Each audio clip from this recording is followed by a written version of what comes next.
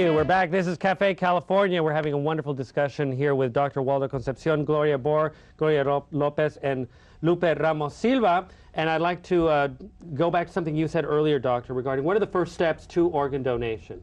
First step to organ donation is to know the basics of organ donation. That's the basic thing. We need to know what are the characteristics, what is your concept, why you want to donate. You want to donate to help your neighbor. That's the first concept that you have to do. All the other technicalities about the process, we have people like Gloria that help you carry you through that. And probably Gloria can take over from there. Take over, Gloria. Well, if I were to describe what one needed to do, it is to learn the facts about organ and tissue donation, make your personal decision. Yes, you can sign a donor card. You could write on a piece of paper and have it witnessed. But the very, very important thing, the key is, please have a conversation with your family. It is your next of kin who will make that decision for you. Exactly. Absolutely. Because they're going to be in a very emotional state. And, you know, if they recall that you requested this, then perhaps in your honor, that'll push them forward. You might be able to save a life. You might also, there are other measures. You can certainly, if you feel that your family will have difficulty carrying that out, you can speak with your attorney. Let your physician know what you would like to have happen in the case something tragic should occur to you. And your religious leader. All of these individuals can help to ensure that your wishes are honored. And as a community, we as the Latinos really don't speak to our families, to one another about, this is what I want at my end of life. That's right. And we, starting now with our children, need to start talking to them and letting them know that these are the things that could happen when someone dies, or when I die, this is what I want. My own son is opposed to organ donation for what I have chosen for me as an organ donor, and he's opposed to it. And trying to get my son to verbalize that comes down to the issue that he doesn't want me to die. And when we talk about donations, we're also talking about death of a loved one. And that's where we need to get our own families to talk one another, because with my mom, I say, mamá, ¿qué es lo que quieres cuando llegue el momento, cuando tú vayas a fallecer? Igual como hicimos con mi papá, ¿qué es lo que queríamos? And then it's hard for her to verbalize that, even though the decision was made with my father for life with death with dignity. Yeah. But it's hard for our These are parents. important conversations, yes. I think that another important point is that in the time of crisis, we always look at organ donation as a loss. We are losing.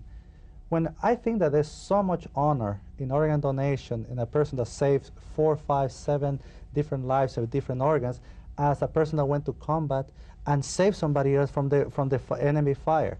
And we should be able to make this a positive influence for people to feel that they are heroes in the community.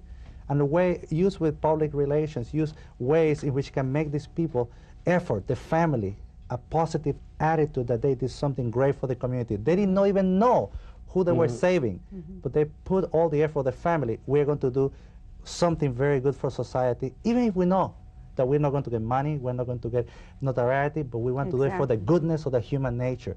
And I think that in our society... There was someone that I met, a patient that received an organ once, and the donors, the parents, came and they were discussing how they found out about their child really wanting to donate, because it was an 8-year-old child that died in a car accident. And the thing that so well was described is that the child had expressed to their parents that if it was a way for him to continue to live in someone else's life. And I thought that really said it for me as to what type of a gift that really is. And when you said they are heroes, our donor families are heroes. And we find in speaking with them following that gift that they feel a sense of aid. It helps them. They know that their loved one really isn't totally gone, just as the little girl expressed to her family. I'd like to kind of talk about organ mining and something that I read about regarding things that are happening in Asia. And I had to say alleged organ mining. And like, if any of you would like to expound on this, that apparently their penal system, that certain prisoners are they're selling their organs and that type of activity. There was a report done about that where they actually executed some of the prisoners in order to harvest their organs and actually put them on the black market. And that has brought up, unfortunately, very negative tones to people that we're trying to really get to understand how this can work. And that certainly breeds the fear of other people becoming, signing their donor card. And I don't know if you all want to share about that, but that's one of the obstacles I think we have coming, including here in Los Angeles with the harvesting of the was it retinas? The retinas, corneas. the Yeah, corneas. corneas. Yeah, corneas. I think that's why this type of environment in which we're discussing here and media that goes to a community is so important. All these acts that happen about selling organs acquired in non-voluntary fashion. This was pretty much, we're going to take your organs and that's it. Right. We want our community to know the United States system for organ allocation is based on voluntary, altruistic, human, non-profitable donation, 100%. But what do you say when the cases with Mickey Mantle and Larry Hagman, where obviously someone who was rich and famous moved mysteriously to the front of the line and all of a sudden has procured an organ? I would love to address that because I worked on both of those cases. Love to hear about it. I have to say to you that unequivocally that was not the case. These were the sickest patients on that list at that point in time, and they printed up on our national wait list as #1 patient, the sickest and the one best matching the donor organ.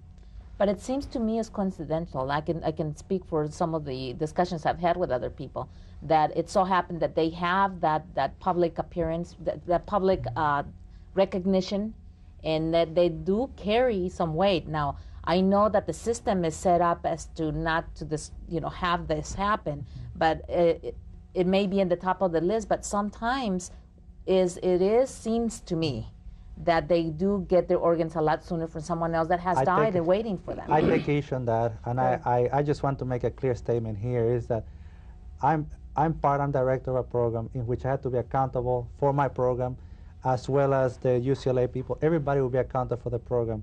All these people, all of us felt that little itch inside of us. Well, did they have preferential treatment? And the allocation of organs is not done according to names. It's done according to a list of severity of illness for livers. There's a list of severity of illness and there's a blood type. That's all what it is. It can be anybody. It would not count the name that they carry. But do you ever get into the fact that someone like Mickey Mantle, who was an idol of my generation, I mean, it was very well known that he destroyed his liver in many, many ways. With those of us at the bedside, and we have a bird's eye view of what's happening, even we get suckered into what the media is presenting.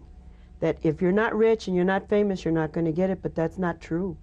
We're there, and just as Dr. Concepcion said, that it's the need of the patient at the time, and those people at the top of the list, most critical, are there. However, depending on your blood type, the organ may not be available. Or the size. Or the size, right. Or you may not be available to get to the hospital in time for a transplant. I think the principle that we need to be put very clearly here is that the organ donation is based on the fact that you want to help whoever needs to be helped.